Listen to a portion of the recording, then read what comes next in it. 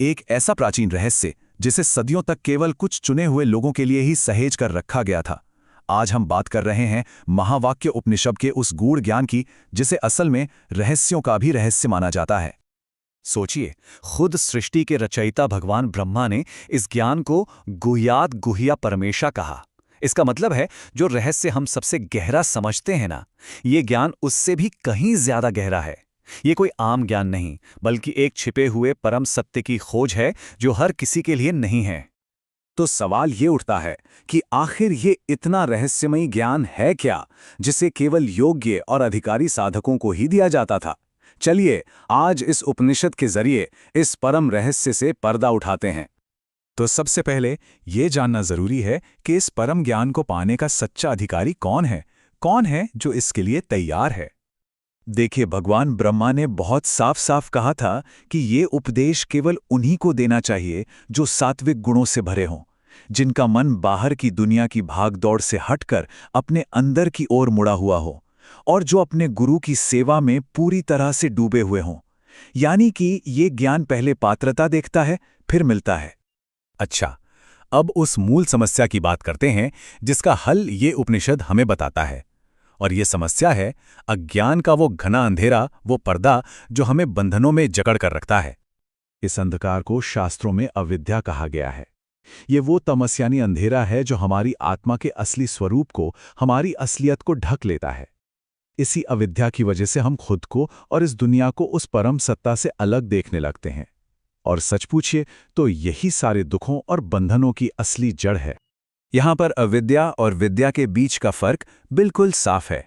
एक अंधकार का रूप है जो बांधता है, तो दूसरा प्रकाश का स्वरूप है जो आजाद करता है, जो मोक्ष दिलाता है।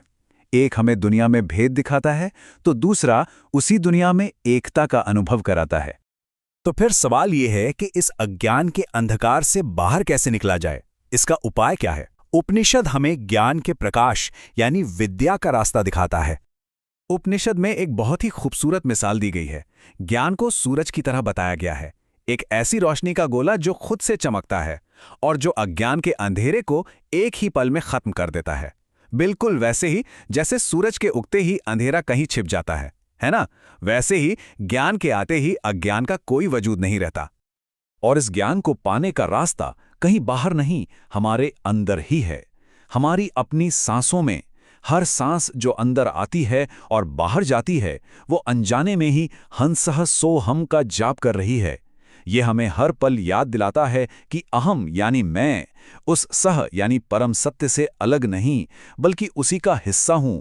हम एक ही हैं। और अब हम इस उपनिषद के उस परम सत्य तक पहुंचते हैं, उस महावाक्य पर जो असल में सारे ज्ञान का सार है। और यह है वो महान घोषणा, सो अहम अर्कः परम ज्योतिर अर्क ज्योतिरहम शिवः। यानी मैं ही वो सूर्य हूं, मैं ही वो परम प्रकाश हूं, और सूर्य का वो प्रकाश, वो शिव मैं ही हूं। ये सिर्फ शब्द नहीं है, ये उस परम एकता का सीधा अनुभव है जहां मैं और परमात्मा का सारा भेद मिट जाता है। लेकिन रुकिए, यहाँ एक बहुत जरूरी बात समझने की है। उपनिषद बहुत साफ शब्दों में कहता है कि ये अवस्था न तो कोई गहरी समाधि है, न कोई चमत्कार दिखाने वाली योगिक शक्ति है, और न ही ये मन का शून्य हो जाना है। नहीं, ये इन सब से कहीं ऊंची, कहीं आगे की बात है। तो फिर ये है क्या? ये है जीव और ब्रह्म की पूर्ण और अटूट एकता का अनुभव। बिल्कुल वैसे ही जैसे पानी की एक बूंद जब महासागर में मिलती है तो वो महासागर ही बन जाती है। उसकी अपनी कोई अलग पहचान नहीं बचती, बस एक अखंड शांत अस्तित्व का अनुभव होता है। तो चलिए अब आखिर में ये देखते हैं कि जो साधक इस पवित्र ज्ञान का अध्ययन करते हैं, इसका पाठ करते हैं, उन्हें इसका फल क्या मिलता है। देखिए, इस उपनिषद के पाठ की एक अद्भुत शक्ति बताई गई है। अगर सुबह इसका पाठ किया जाए तो रात में हुए सारे पाप नष्ट हो जाते हैं। शाम को पाठ करने से दिन भर में हुए पाप नष्ट होते हैं। और जो दोपहर में सूर्य के सामने इसका पाठ करता है, उसे तो बड़े से बड़े पापों से भी मुक्ति मिल जाती है।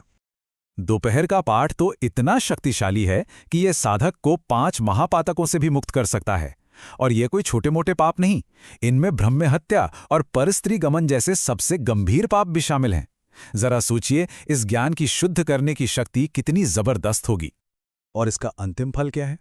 जो साधक पूरी निष्ठा से इसका अभ्यास करता है, उसे अकेले ही चारों वेदों के अध्ययन का पूरा पुण्यफल मिल जाता है और अंत में वो भगवान विष्णु के स्वरूप को ही प्राप्त हो जाता है।